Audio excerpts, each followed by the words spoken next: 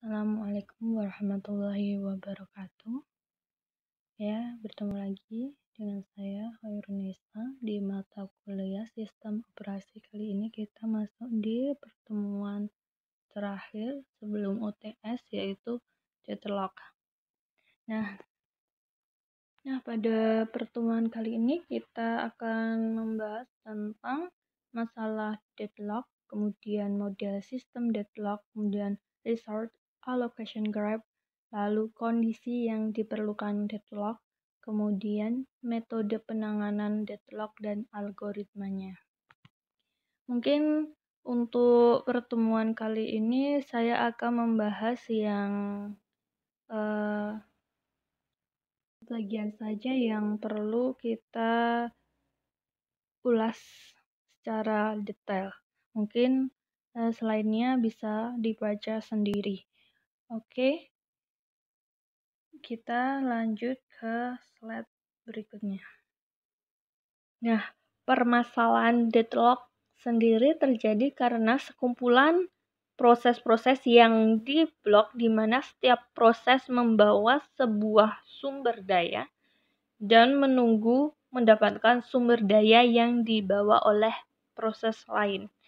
Nah, contohnya ketika terdapat semafor A dan B yang diinisialisasi 1, terdapat dua proses P0 dan P1 masing-masing membawa semafor A dan B. Kemudian P0 dan P1 meminta semafor B dan A dengan menjalankan operasi wait. Hal ini mengakibatkan proses diblok dan terjadi deadlock. Deadlock sendiri dapat digambarkan lebih persisnya dengan menggunakan graph berarah yang disebut dengan resource allocation graph. Nah, graph sendiri terdiri atas himpunan titik V dan garis E.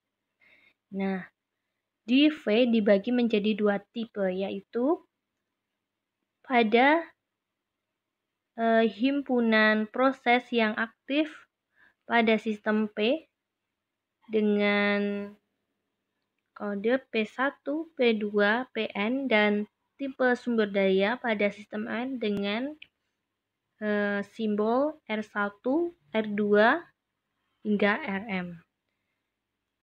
Nah, garis berarah dari proses PI ke tipe sumber daya Rj dinotasikan dengan PI anak panah Rj. Artinya, proses PI meminta satu anggota dari tipe sumber daya Rj dan sedang menunggu sumber daya tersebut. Kemudian garis berarah dari tipe sumber daya Rj ke proses PI dinotasikan dengan Rj anak panah PI. Di sini disebut request add dan garis berarah Rj ke PI ini disebut dengan assessment add. Nah, ini adalah bentuk notasi-notasi yang digunakan pada resource allocation graph. Nah, untuk yang pertama ini adalah notasi proses, kemudian yang kedua adalah notasi tipe sumber daya dengan 4 instan, kemudian yang kedua ini adalah PI meminta instan ke RJ, kemudian yang terakhir adalah PJ menahan instan dari RJ. Nah, ada beberapa contoh resource allocation graph. Di sini ada yang pertama, resource allocation graph. Kedua, resource allocation graph dengan deadlock. Yang terakhir, resource allocation graph tanpa deadlock. Adalah contoh resource allocation graph, di mana fakta dasar dari resource allocation graph ini menunjukkan bahwa yang pertama, apabila pada graph tidak terdapat siklus, maka tidak ada proses dalam sistem yang deadlock. Kemudian yang kedua, apabila pada graph terdapat siklus sistem, kemungkinan deadlock dengan ketentuan berikut. Yang pertama, jika pada setiap tipe sumber daya hanya terdapat satu anggota, maka terjadi deadlock. Kemudian, jika pada setiap tipe sumber daya terdapat beberapa anggota, maka kemungkinan terjadi deadlock. Nah, ini ilustrasi dari resource allocation graph.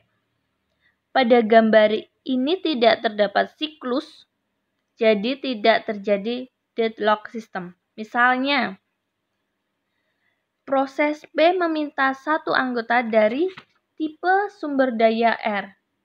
Karena tidak tersedia anggota tipe sumber daya tersebut, request P3 anak panah R2 ditambahkan ke graph seperti pada gambar ini.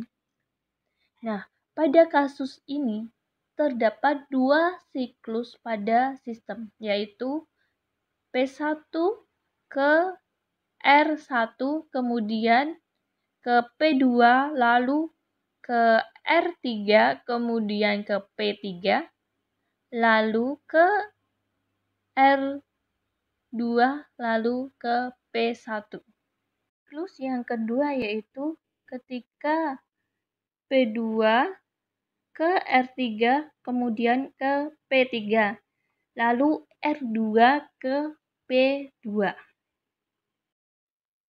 Graph resource allocation dengan deadlock. Di sini contohnya ada proses P1, P2, dan P3 yang terjadi deadlock, di mana proses P2 sendiri menunggu sumber daya R3 yang dibawa oleh proses P3. Lalu proses P3 sebaliknya menunggu proses P1 atau P2 yang melepas sumber daya R2. Kemudian proses P1 menunggu proses P2 melepas sumber daya R1. Ini adalah contoh graf resource allocation dengan cycle tanpa deadlock, di mana terlihat bahwa proses P kemungkinan melepas tipe sumber daya R2, di mana sumber daya tersebut kemudian dapat dialokasikan untuk P3 dan akan menghapus siklus. Nah, ini adalah metode-metode penanganan deadlock. Di sini yang pertama ada mencegah deadlock, di mana pencegahan adanya faktor-faktor penyebab deadlock. Kemudian yang kedua, menghindari terjadinya deadlock. Di sini menghindari dari situasi yang potensial dapat mengarahkan menjadi deadlock. Kemudian yang terakhir, mendeteksi deadlock. Di sini jika deadlock ternyata tidak terhindari, maka bagaimana mendeteksi terjadinya deadlock. Kemudian dilanjutkan dengan recovery. Pencegahan deadlock merupakan metode yang banyak dipakai, di mana mencegah deadlock dilakukan dengan meniadakan salah satu dari syarat sebagai berikut. Yang pertama, mencegah mutual exclusion, di mana mutual exclusion benar-benar tak dapat dihindari. Hal ini dikarenakan tidak ada sumber daya yang dapat digunakan bersama-sama. Jadi, sistem harus membawa sumber daya yang tidak dapat digunakan bersama-sama. Nah, langkah untuk menghindarinya adalah dengan pooling sumber daya. Kelemahan dari syarat ini adalah dapat menyebabkan chaos.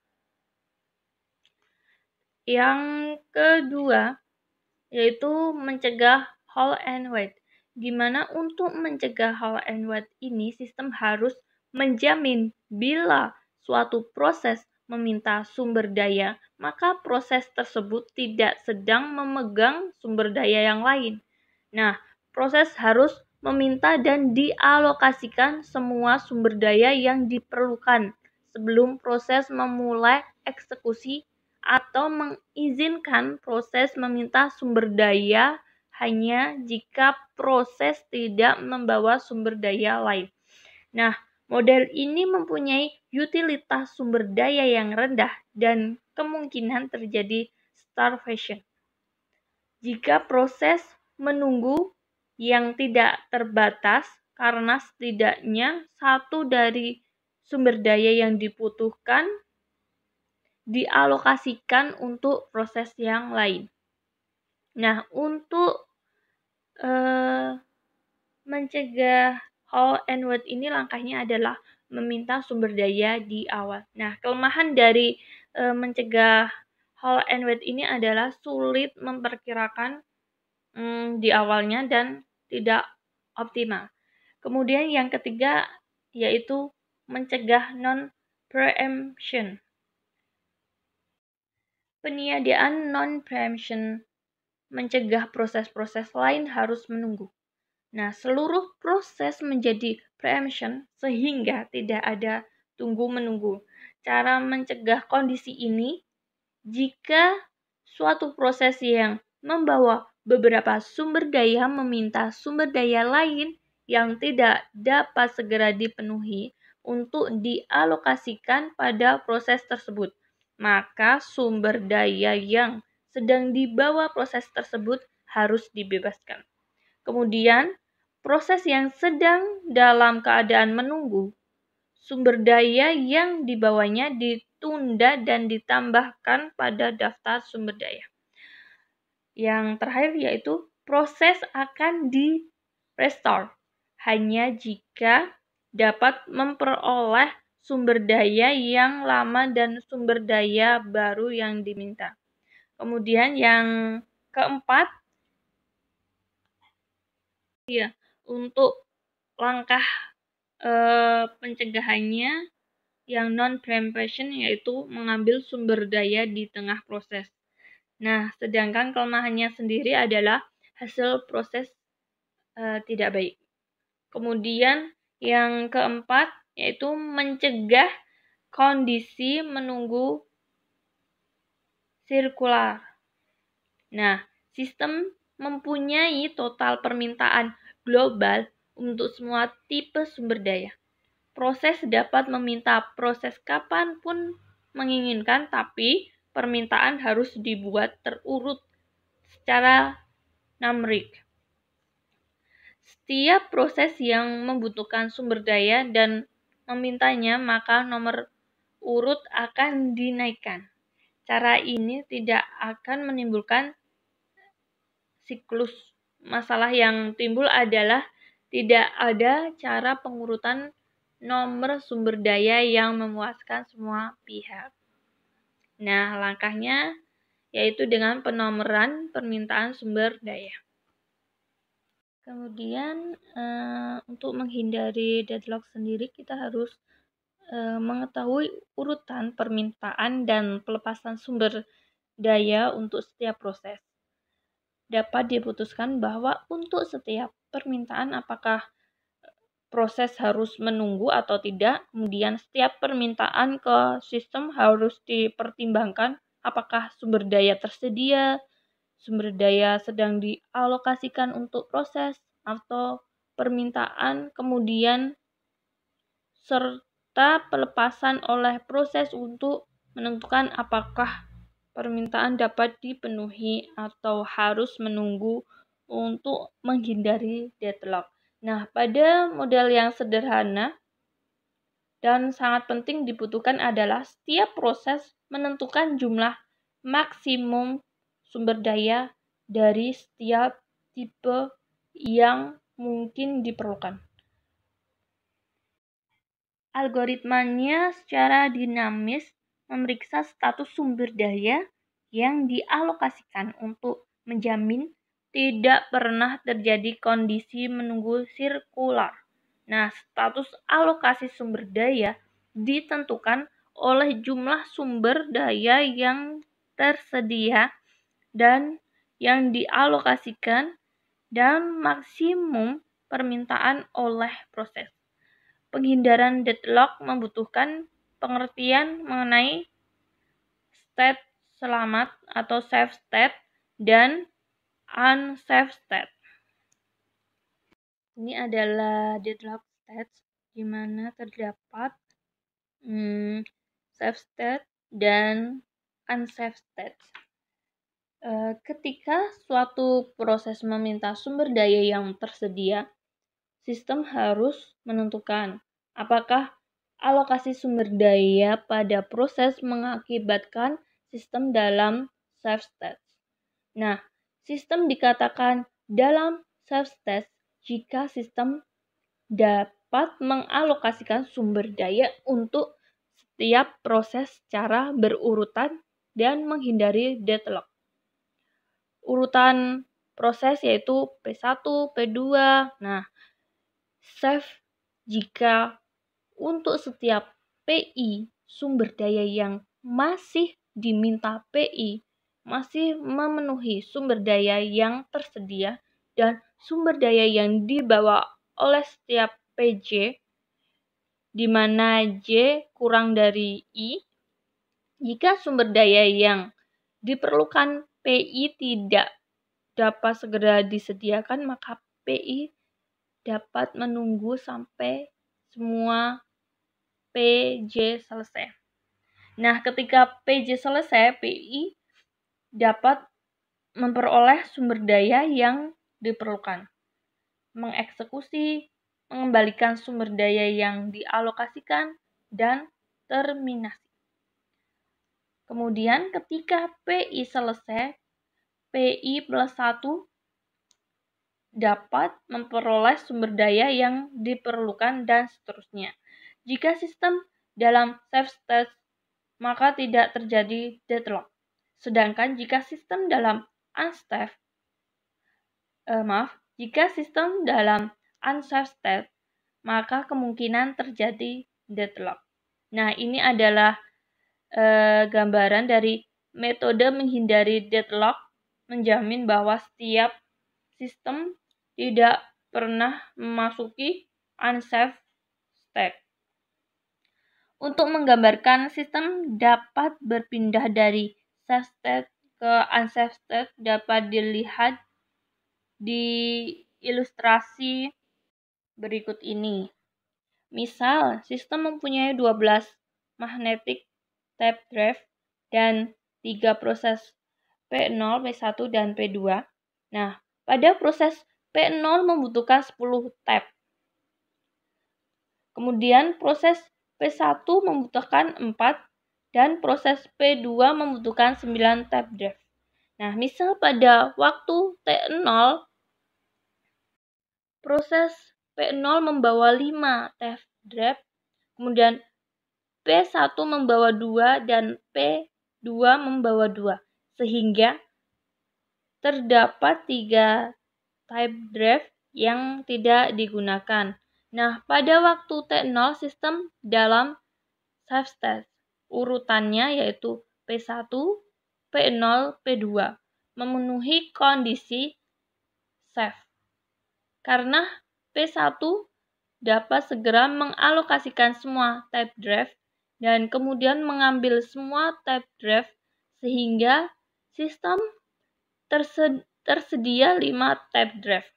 Kemudian P0 dapat memperoleh semua tape drive dan mengembalikan semua sehingga sistem tersedia 10 tape drive.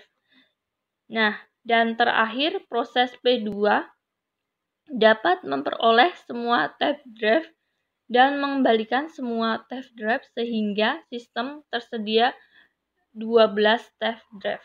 Nah, sistem dapat berubah dari safe state ke unsafe state. Misalnya, pada waktu T1 proses P2 meminta tambahan alokasi 1 tape drive, sistem menjadi unsafe.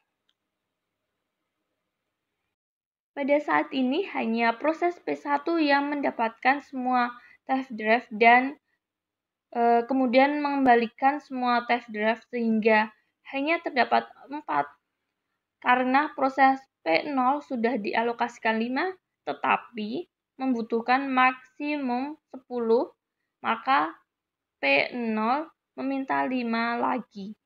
Nah, karena tidak tersedia, proses P0 harus menunggu, demikian juga P2 sehingga sistem menjadi deadlock. Nah, ini adalah contoh kondisi safe, di mana di sini ada maksimum resource-nya atau type drive-nya ada 12.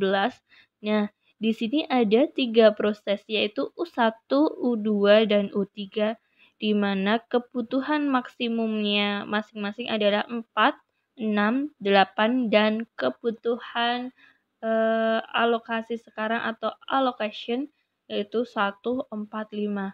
Nah, kita akan mencari atau ingin tahu apakah proses ini safe atau bukan. Nah, kita jumlah dahulu allocation-nya yaitu 1 ditambah 4 ditambah 5, jadi hasilnya adalah 10.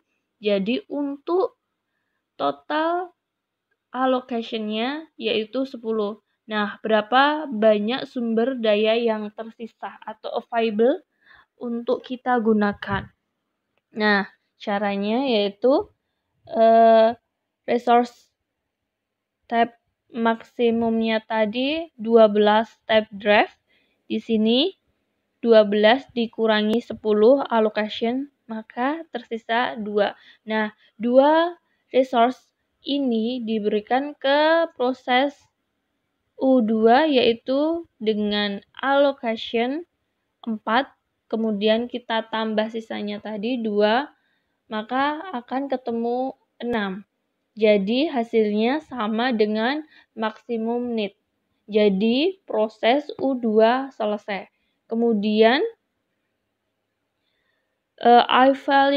available-nya berubah menjadi 6 karena kita tadi di U1-nya selesai, complete.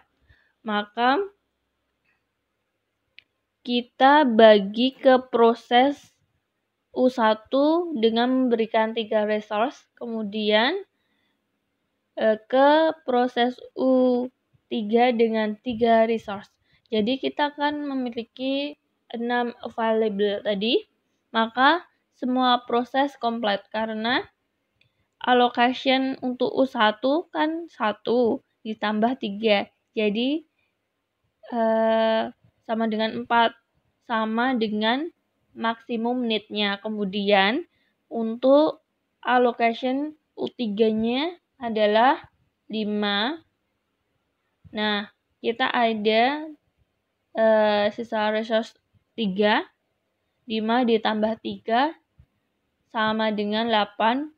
Nah, hasilnya sama dengan maksimum need. Maka semua prosesnya complete. Jadi tidak ada deadlock. Urutannya yaitu dari U2 dulu, kemudian bisa U1, U3 atau U2, U3, U1. Untuk kondisi unsafe di sini terdapat 12 resource maksimum di mana allocation-nya menjadi 11 dan available-nya tersedia 1 sehingga ini akan terjadi deadlock karena tidak bisa memenuhi untuk semua proses. Nah, ini contoh algoritma Banker. Di sini diketahui sistem terdapat 5 proses yaitu P0 sampai P4 di mana terdapat 3 sumber daya yaitu A dengan 10 anggota, B dengan 5 anggota, dan C dengan 7 anggota. Perhatikan gambar di bawah ini. Di sini available-nya kita tahu bahwa allocation-nya itu ada ABC, kemudian maximum allocation ABC juga. Di sini untuk sumber daya A, P1-nya 2, kemudian P2-nya 3, P 3-nya 2. Nah, dijumlahkan akan mendapatkan hasil 7. Kemudian available-nya adalah didapatkan dari 10. Tadi kan sumber daya A ada 10 anggota dikurangi dengan 7. Jadi available A-nya 3. Kemudian untuk yang B, P0 ada 1, kemudian P3 ada 1. Jadi ada di jumlah 2. Kemudian untuk sumber daya B-nya, available-nya ada 3 karena tadi 5 dikurangi 2. Dan untuk yang C sendiri, P2 ada 2, P3 ada 1, dan P4 ada 2. Nah, ini available-nya 2 karena sumber daya C ada 7. Dikurangi allocation-nya tadi 5. Jadi available 2. Nah, selanjutnya ini ada nilai maksimum yang dibutuhkan oleh proses untuk dieksekusi. Alokasi P0 ini ada 0, 1, 0, sedangkan maksimalnya membutuhkan 7, 5, 3. Sehingga allocation-nya membutuhkan 7, 4, 3 untuk P0. Nah, cara untuk mengetahui matrik need ini adalah dari nilai max dikurangi dengan alokasi. Jadi tadi 7, 5, 3 dikurangi 0, 1, 0. Hasilnya 7, 4, 3. Kemudian untuk yang P1 need-nya yaitu 322 dikurangi 200. Hasil P1-nya 122. Dan untuk P2 sampai P4 seperti itu menghitungnya. Nah, untuk memproses algoritma safety pada algoritma Banker, sintaknya adalah jika nilai need lebih kecil dari available, maka proses bisa dieksekusi. Yang jika sudah dieksekusi, maka proses akan melepaskan alokasinya untuk penambahan kepada new available, yaitu available yang baru ditambah dengan sumber daya yang sudah dilepaskan dari alokasi proses sebelumnya. Jika ini tidak terpenuhi, maka proses tidak dapat dieksekusi dan dilanjutkan ke proses berikutnya. Nah, pada contoh ini dilakukan pengecekan pada P0, di mana kita mengecek apakah nilai need-nya lebih kecil daripada nilai available-nya. Dan ternyata tidak, yaitu nilai need-nya 743, di mana available-nya 332, maka need-nya tidak lebih kecil dari available. Maka bisa lanjut ke proses berikutnya. Dan P0 tidak dapat dieksekusi. Lanjut ke P1, di mana P1 ini nilai need-nya 122 lebih kecil dari available-nya 332, maka ini bisa diproses. Jika bisa diproses, maka akan melepaskan alokasinya untuk penambahan nilai available. Jadi untuk alokasinya 200, kemudian untuk available-nya 332. Nah, hasil new available-nya 532 diletakkan di P1. Nah, kemudian lanjut ke P2, di mana need-nya 600, kemudian kita cek available-nya 532, maka ini tidak lebih kecil, jadi tidak bisa diproses. Kemudian kita lanjut ke P3, di mana P3-nya need-nya 011, kemudian available-nya kita pakai yang tadi 532.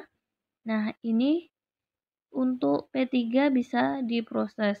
Maka lakukan sama seperti P1, yaitu 532 ditambah 211 menjadi 743.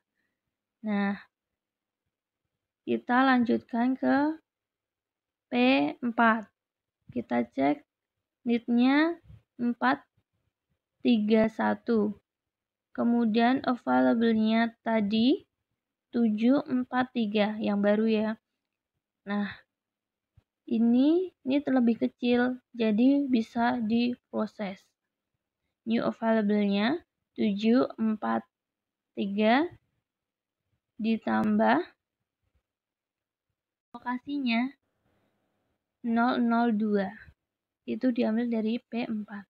Jadi available-nya 745. Oke, kita lanjut lagi ke P0, di mana P0 tadi need-nya 743. Nah, kita bandingkan dengan available-nya 745 yang baru. Nah, ini lebih kecil jadinya. Maka hasil dari new available yang baru 745 new available-nya yang tadi ditambah alokasi dari P0 010. Jadi hasil akhir available P4 755. Kemudian masih ada yang belum dieksekusi, yaitu P2 tadi. Kita bandingkan lagi need-nya 122. Nah, new available yang barunya 755. Ini kan lebih kecil jadinya. Jadi P2 bisa dieksekusi. Kemudian lakukan sama seperti P1 tadi, dan hasil akhir dari nilai keseluruhan available 1057. Nah, untuk urutan eksekusi proses tadi dari P1, kemudian P3, lalu P4, baru P0, kemudian P2. Nah, sistem dalam keadaan state selamat dan memenuhi kriteria safety. Sekian dari saya. Jika ada yang perlu ditanyakan bisa wapri atau lewat forum. Wassalamualaikum warahmatullahi wabarakatuh.